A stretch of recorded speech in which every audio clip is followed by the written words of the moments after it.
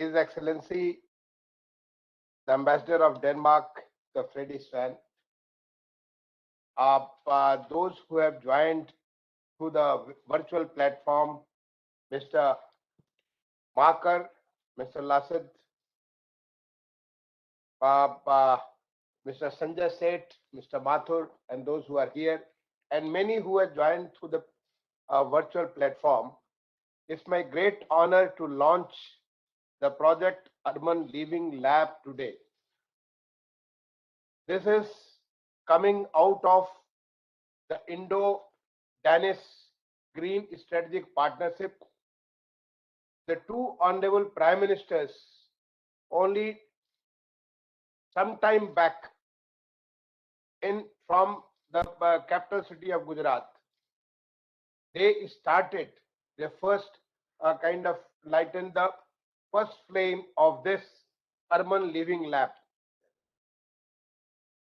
We did not know how it is going to shape up, but I'm really very happy to see today that this lab, which is now acronym as pull and push.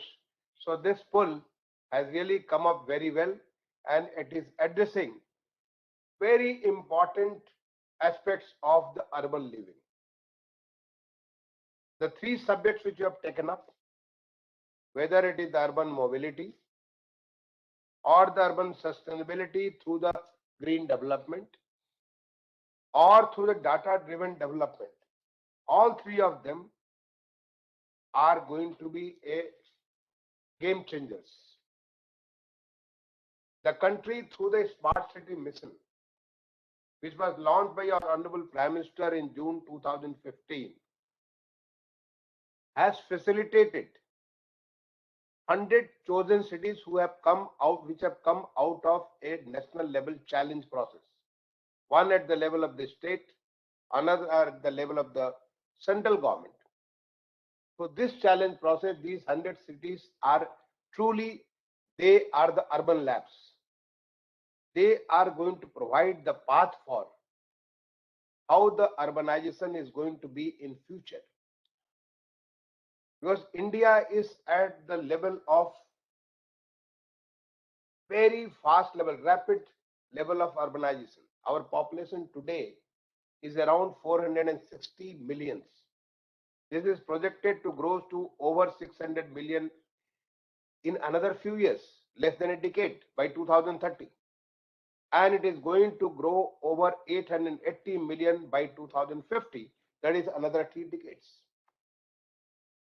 So we had a choice to go as usual, the business as usual, and that would have led to huge congestion in the cities, that is the mobility,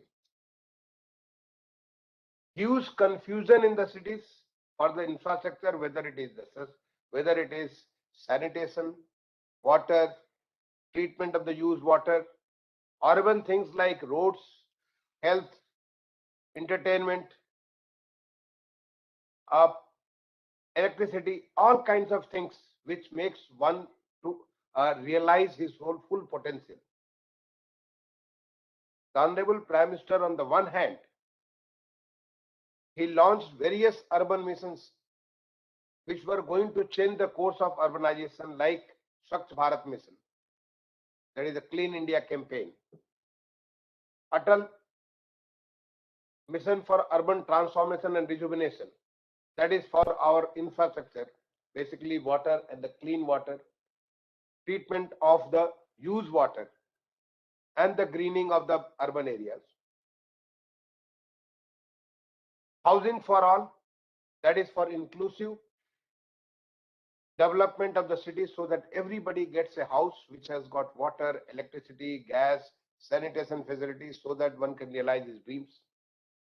National Urban Livelihood Mission, through which people are trained, skilled, so that they can earn their own livelihood and be partner to the economic growth of the city. The urban transport, the metro, the bus system, shared mobility, and now the green mobility. All these things were started, and over and above the smart cities. The smart cities were like the laboratories and which will show the path for the future. And truly they have come up. In fact, the last 6 years, our cities have really come up so well, and they have shown their strength, whether it was to deal with the challenges of COVID-19, deal with the challenges of cyclones or flooding, or where there is a large congregation like Kumbh Mela, where millions of people from across the country and the globe are congregating to manage that people, or whether it is managing sanitation, water, mobility, electricity, health, or any other thing, anything which matters to the human life. So they are truly the laboratories, and they have come out with a lot of solutions. And now country has taken a path from mission to the movement.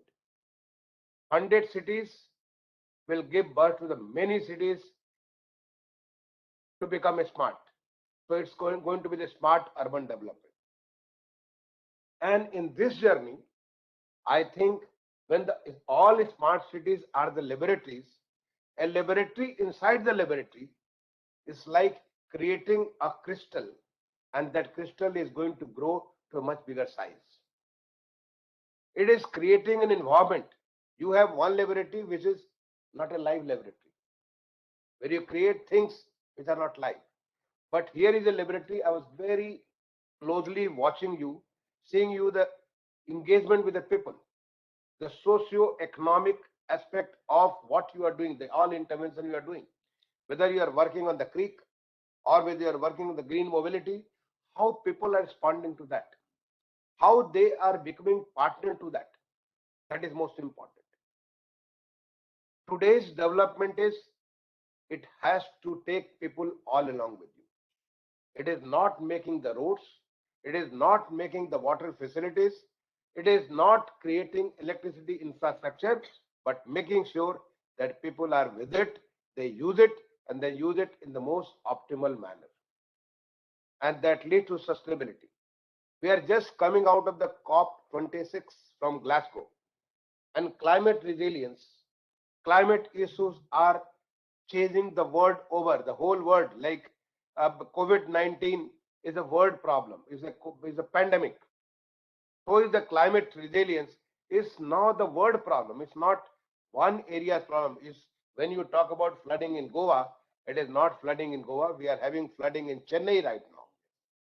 We had flooding in Gurgaon. We had flooding in Kochi. We had flooding all across.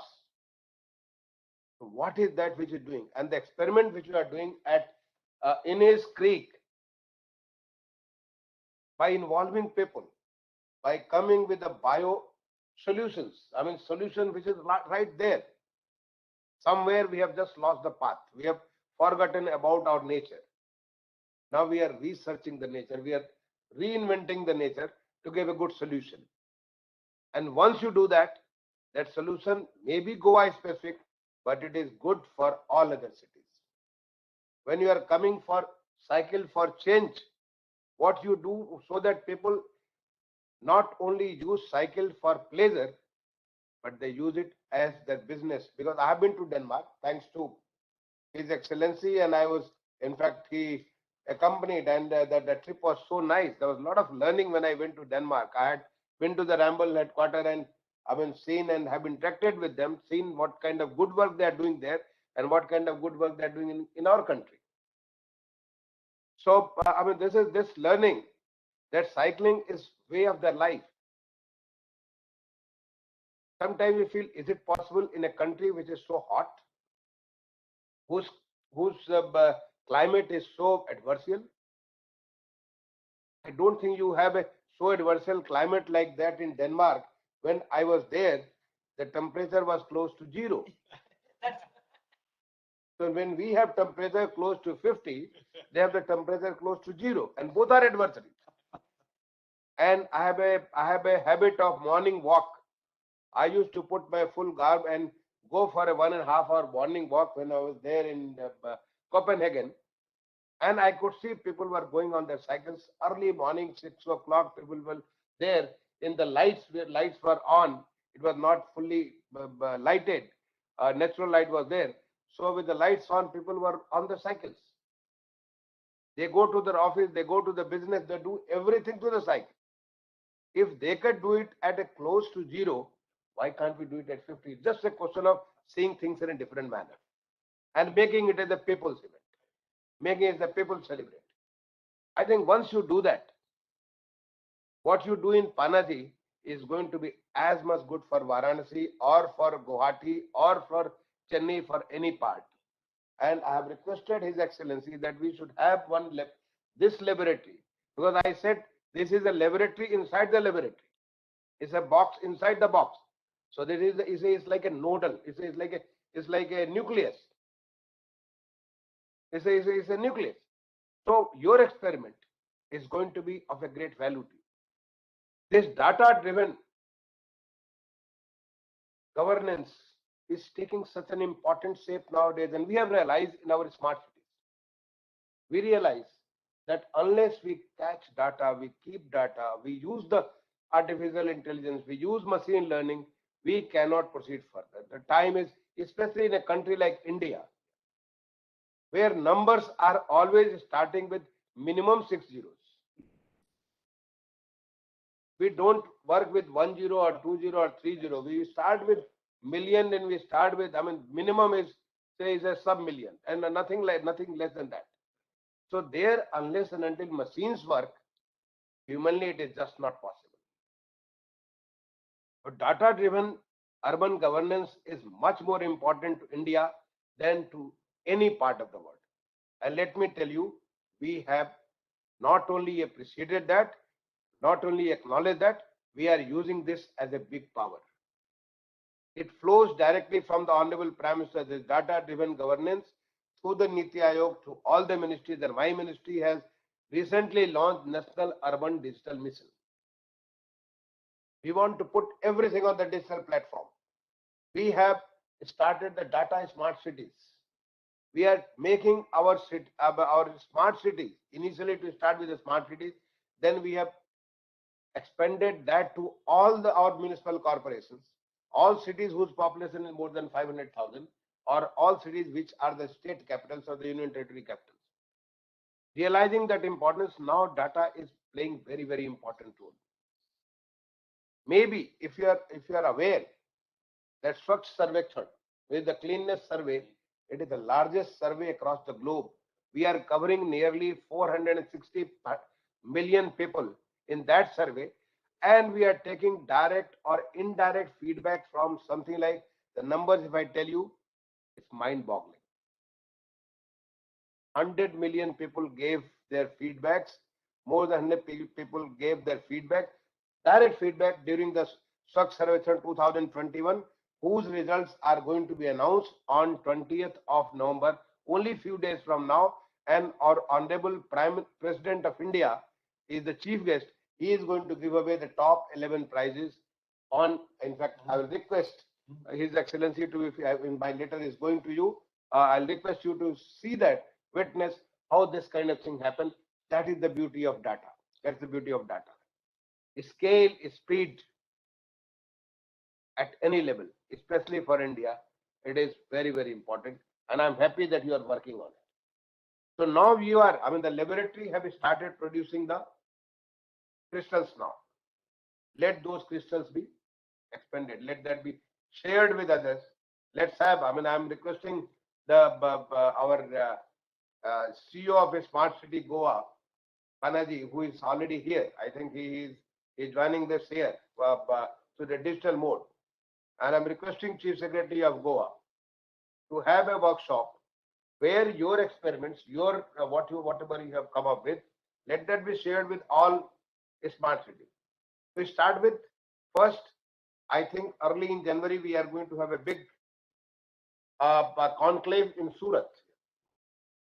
And that conclave, Surat, we have selected because Surat is the best smart city. They were selected through a competitive challenge process.